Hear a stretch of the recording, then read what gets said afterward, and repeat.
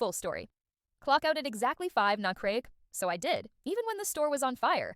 Reddit stories on Reddit, not full story. I used to work retail at a big box electronics store while finishing school.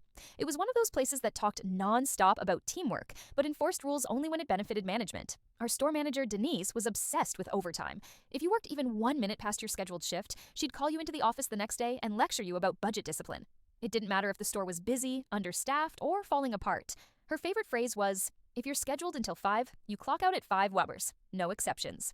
For a while, most of us ignored it. If there was a line, we stayed. If a customer needed help, we helped. We didn't want to screw over our coworkers. Then Denise started writing people up. One guy got a warning for clocking out at 5:04 because a customer wouldn't stop asking questions.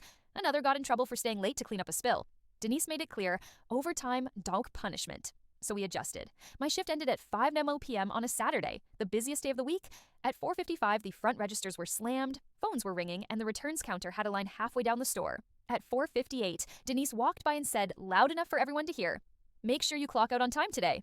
I looked at the register clock, 4:59. At 5 on the dot, I finished the transaction I was on, logged out of the register, and clocked out. The cashier next to me did the same. Then another. Within 2 minutes, half the front-end staff disappeared. Customers were confused at first, then irritated, then angry. One guy started shouting that he'd been waiting forever. Someone else demanded a manager. The phone kept ringing unanswered. Denise ran up front asking why registers were closed.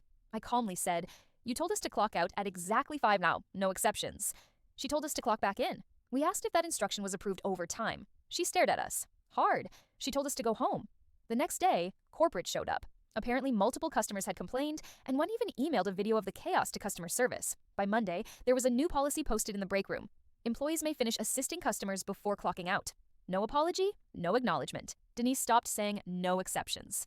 And every time someone asks why we're so strict about the schedule now, we just say, we're following the rules.